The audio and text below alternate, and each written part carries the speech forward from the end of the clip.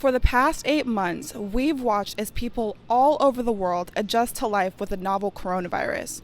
Here in Sacramento, that's meant thousands still working and learning from home, most events gone virtual, and many small businesses closing their doors forever. Like most essential workers, local reporters have risen to the challenge to serve their communities no matter what. To get the inside scoop, I decided to talk to someone I knew would have firsthand insight on telling our city's stories during this unprecedented time. Today, I'm here with Sacramento news reporter Kevin John. Kevin has made waves in Sacramento on and off air for his contagious energy, but it's not just fun and games for the upbeat morning news reporter. I like the fact you said that my energy is contagious because, that's all about the energy you have to be working on mornings. So I'm blessed to be here and awesome to be interviewed by you. Kevin actually made his TV debut on a reality TV dating show. After that, it didn't take long for him to realize that he was passionate about connecting with people on air in a completely different way. After being rejected on national TV on a dating show, I was like, it can only go up from there. So, transitioning out of that dating, the reality show that I was on brought a lot of opportunities to do hosting and to work in the industry. So, to make a long story short, I kind of transitioned in from hosting into storytelling, started learning the art of storytelling, started taking classes, and then sent my reel out to 600 stations, got called by 5, went to Arkansas for my first job, went to Texas for my second job, and now I'm here at Sacramento. Well, you do amazing work. What are your largest goals in this position?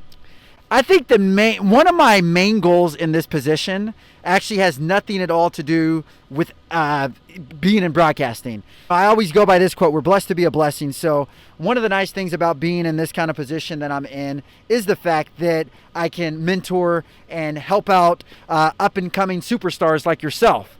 And that's really one of the things that I enjoy about this because this is a job that's public, it's visible, you're on TV, people will see that, email you and things of that sort. And I just love the connection with people. I love meeting people. I love connecting people, and I love being out in the community and telling these stories. Yeah, as you noted, this is your passion, but it's also your job. And this is a time when many professionals have had to change everything that they normally do. How have things changed for you because of the pandemic? Well, one of the major things, you can see what I'm wearing on my face, is these masks. And never in my career of journalism have I ever had to give a report with a mask on. But, that's one of the things that we're adapting to. But in addition to that, our day-to-day changes as well. Initially, when we would do interviews in person, it would be nothing to sit down next to somebody and do an interview without a mask on. But nowadays, a lot of our interviews are done via Zoom or FaceTime.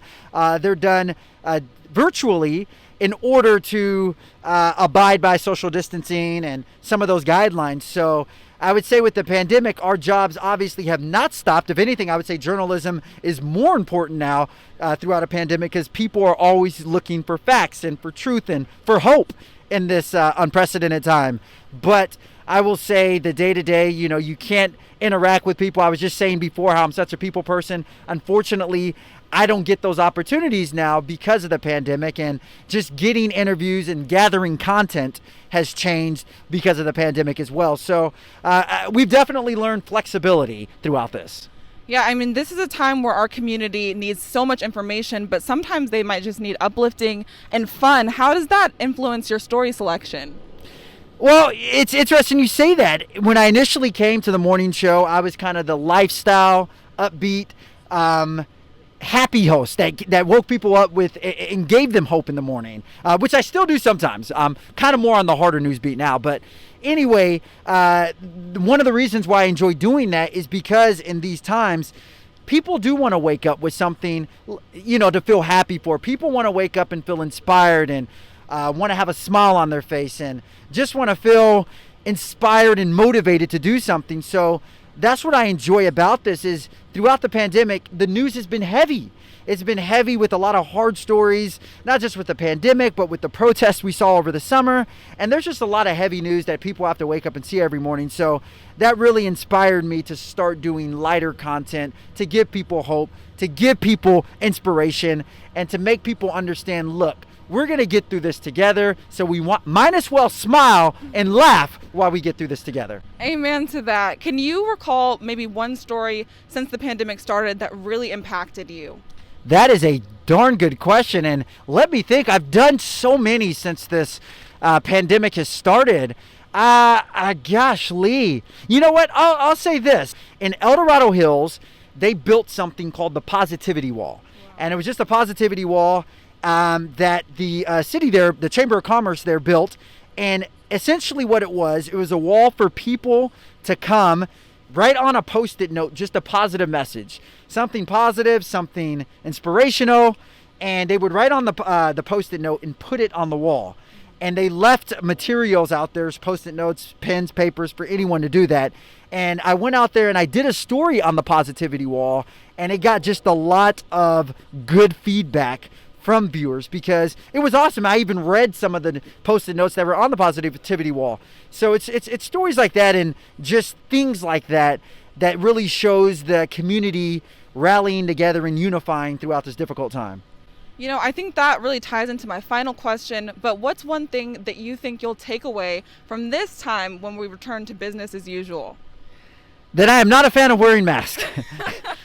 And seriously, look, I get it. You know, obviously I do wear a mask because I abide by it, and wearing masks will prevent the spread of the coronavirus. But no, aside from that, I think one of the things that I would take away from this pandemic is just knowing flexibility. And I think that was a nice thing that not just journalism, but a lot of industries and companies learned is adaptation and how to adjust. And I believe that the one thing I learned is that there's so many things that we can do. And just because there's a pandemic, that does not stop us from telling good stories. Because a good story is a good story, whether you're in the midst of a pandemic, whether you're in the midst of a protest or civil unrest, whatever is going on in the world, good stories will always be there. And throughout this pandemic, that has not prevented us from telling good stories. So there's no excuse not to tell a good story. Well, you always tell a good story, but word on the street is you also have some moves. And I'm wondering, I wore my dancing shoes. I'm wondering if you can show me a thing or two right now, today. Wow, I like that. Put on the spot. You know what? I sprained my ankle last night, so I can't really walk that well. No, sure, why not? Yeah, you know, a lot of times I like to dance in between if, you know, it calls for it. I just believe that dancing is one of the things that wakes me up because I don't drink caffeine. So yeah, sure. So we're going to moonwalk it out real quick. So we're going to, actually, we got the line here to stay moonwalked on. We have the line. So we're going to, similar shoes. All right, so one foot up like this. Okay. And right foot back, and then you're going to push off your heel like that. Oh my God. Oh, okay. There you go, kind of like that. And then you're going to do it all together. So you're going to keep pushing off the hills like, there you go. Moonwalk first and then turning. All right. You got that, all right? Ready? 3, 2, this is going to be awesome. 1. All right, now we're going to turn. And then kick. Woo! Woo! Well, thank you so much for the lesson, the information, and your time. I really appreciate you, Kevin. Absolutely. It's my pleasure to be here, and I just want to applaud you and salute you for all the hard work that you're doing. I look forward to seeing you on the bright lights on the TV screen, and just remember the little people. That's all I ask. While I may never learn to moonwalk, I will always remember the lesson Kevin taught me about valuing personal connection no matter the circumstances. Through natural disasters, civil unrest, and even a pandemic, it is always possible to tell a good story when you care.